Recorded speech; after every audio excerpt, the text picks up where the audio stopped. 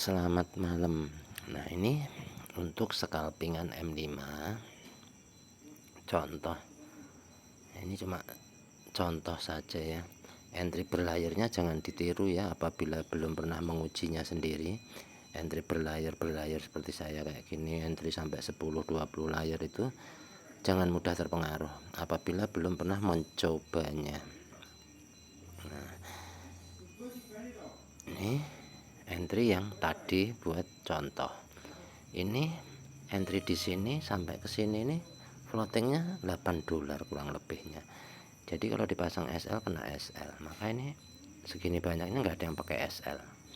Nah, tinggal validkan di mana akan terjadi MHV. Di sini ada candle reversal, ke bawah ini retest, berpotensi menjadi MHV. Jadi ini boleh di entry gini. Nah, selanjutnya ini tinggal memvalidkan di M15. Contoh yang di sini dikasih garis, inilah digeser ke sini. Nah, ini potensinya ini MHV. Nah, ini low BB, ini MA5 10. Ini berpotensi MHV. Selanjutnya validkan M15. M15, apa yang berlaku di M15? Ini di setup karena ini entry-nya buat H4, entry-nya H4. Di sini ada candlestick arah kukuh buy, selanjutnya naik, belum mampu membuat momentum, selanjutnya re-entry. Nah, ini re-entry M15 ini candle yang hijau ini sedang di retest. Apabila nggak mampu di breakout maka akan ke atas. Jadi ini entry yang di atas ini potensinya kejemput. Jadi ini divalidkan dulu. Nah, ini divalidkan di mana kira-kira akan menjadi MHV. Jadi misalkan di garis di sini boleh nungguin, tapi di sini 1-2 layar itu boleh entry. Tuh. Nah, ini bisa misalkan mau scalpingan doang ya udah, nggak usah melihat time frame yang lain. Ini trennya naik, validkan cari MHV. Misalkan di M5 mau cut loss, contoh cut lossnya di M5. Nah, cut loss ini entry di sini mau cut loss, ini kan misalkan jadi momentum, dia akan re-entry. Nah, itu kalau mau cut loss boleh cut loss ini di bawah turun. Kalau saya di bawah turun saya entry itu. Nah, di sini harus bisa menghitung entry dari sini sampai sini nih berapa pip. Contoh 20 pip. Nah, mampu nggak margin kita itu backup 20 pip ini? Apabila nggak mampu jangan lakukan entry berlayar. Apabila mampu maka dihitung pengambilan dari ini candle yang hijau ini, sepanjang ini kan boleh entry buy sampai di sini. Nanti tinggal menghitung floatingnya berapa, margin yang digunakan. Apabila naik targetnya ini mau kemana, kita harus tahu. MHV menargetkan candlestick arah kukuh buy. Nah, berarti kenaikan akan ke sini itu. Ini yang wajib didetailkan satu persatu. Nah, ini time frame-nya M5. Apabila dilihat di time frame-nya M15, maka wajib menunggu close-nya M15. Nah, sekarang kan masih jam 1:06 gitu. Nah, kalau mau sabar nunggu jam 1:15. Jadi candle ini akan berhenti di mana gitu. Akankah terjadi MHV atau mau seperti apa? Jadi kalau di M15 maka ini yang hitam ini pindahnya ke sini. Nah, ini berpotensi di sini ini akan menjadi MHV. Nah, hitung dari sini ke sini berapa? Ini 41. Di sini misalkan 42, 10 pip, 20 pip itu wajib didetailkan terlebih dulu. Jadi ini apabila di bawah turun kita sudah paham, sudah tahu itu. Nah, selanjutnya untuk menghitung hasil itu 10 pip, 15 pip itu sudah besar apabila untuk ukuran scalpingan. Jadi apabila sudah profit tutup aja. Jangan menghitung 10 pip itu kecil, jangan, karena ini saya contohkan hasilnya saja.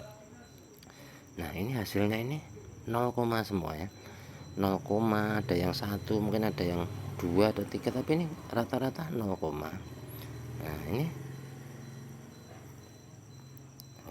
ada yang satu, ada yang 0, nah tapi ini 50 layar lebih. Nah, 50 layar lebih totalnya berapa gitu.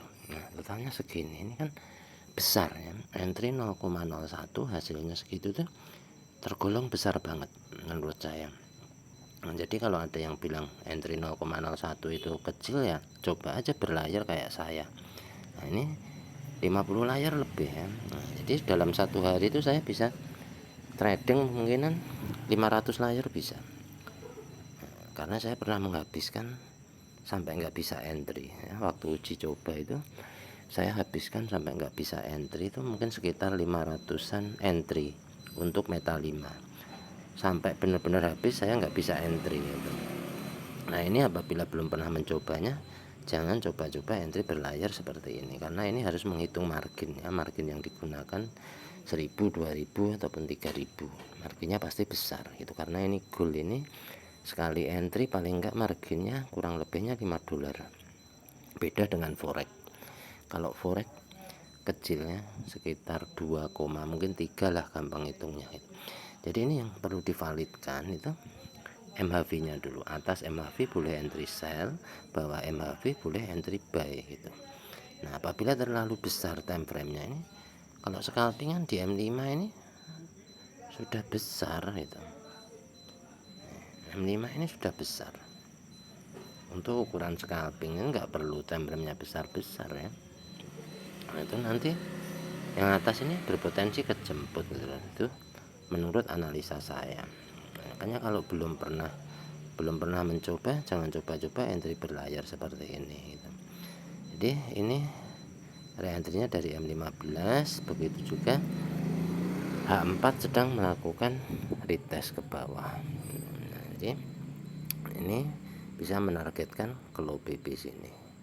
Nah, jadi kalau saya entry gitu.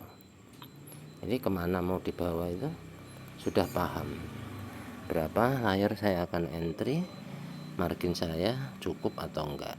Nah ini karakter saya yang bisa memenuhi karakter itu entry-nya dengan entry 0.01. Saya entry 0.05, 0.011 ya, 0.11 lah, 0.11, 0.20 ini saya udah alami semua. Yang terjadi MC saya nggak bisa ngitung ya. Entry 0,03, 0,05 itu nggak bisa ngitung saya. Nah, margin saya harus berapa nggak bisa. Maka karakternya terpenuhi ini 0,01 ini saya baru bisa ngitung. Itu ukurannya MC itu baru bisa ngitung. Nah, ini harga open ya, saya kalau pakai garis ini harga open. Nah, kalau dia mau balik sini ya nggak apa-apa, terus saya di layar sampai penuh itu. Ntar balik sendiri ke atas. Nah kira-kira itu cara berlayarnya seperti ini. Nah yang sekarang jadi masalah, yang dimaksud dengan overtrade ataupun overload kan pastinya berbeda. Loadnya kegedean atau kebanyakan. Apabila overtrade itu terlalu banyak entry ataupun entry setiap detik, setiap menit, tanpa hitungan jam. Nah, sebenarnya kan trading ini nggak perlu hari-hari, cukup gunakan H4 ataupun H1. Jadi sejam entry sekali, H4 nya 4 jam entry sekali, lihat setupnya gitu. Apabila scalpingan seperti ini melelahkan ya, capek banget, ini butuh waktu karena dilihat ya, profit berapa dilihat, padahal sebenarnya nggak perlu dipantengin. Candle ini nggak akan kemana-mana, tiba pada areanya MHV balik ke atas. Kurang lebihnya seperti itu. Jadi ini M5 ini bisa ekstrim.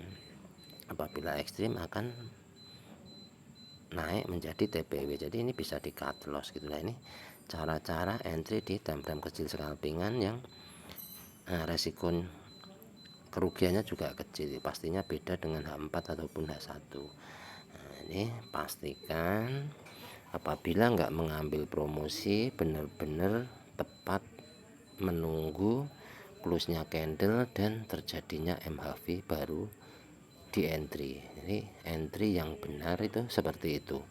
Jangan mengikuti saya yang ngambil promo-promo seperti ini. Makanya saya sering wanti-wanti jangan mengikuti entry saya, karena teman-teman nggak akan tahu saya akan nutup di mana, akan saya buang di mana itu. Nah, itu contoh mudahnya. Apabila ingin mempelajari, lihat video yang durasinya mungkin sekitar 10 menit ataupun lebih.